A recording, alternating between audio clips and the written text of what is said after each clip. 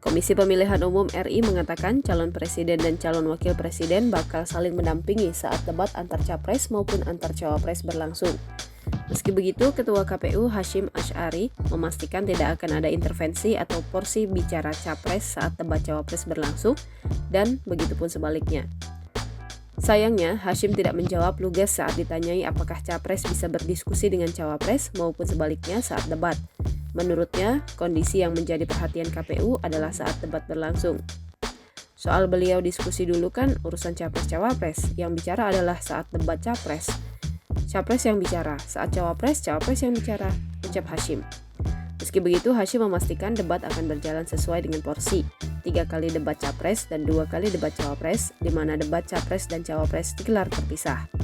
Adapun keputusan ini berdasarkan hasil rapat antara KPU dengan masing-masing tim sukses pasangan Capres-Cawapres Pilpres 2024. Rapat itu membahas soal format hingga panelis debat Capres-Cawapres.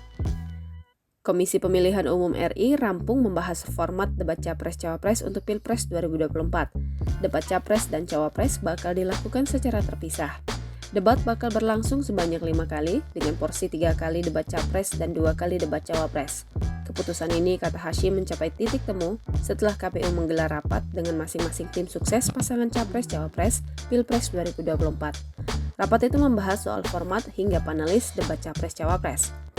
Lebih lanjut, Hasyim menjelaskan meski debat digelar terpisah, Capres-Cawapres diharuskan hadir secara bersama.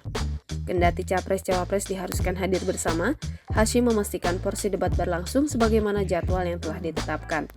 Download Tribun X sekarang, menghadirkan lokal menjadi Indonesia.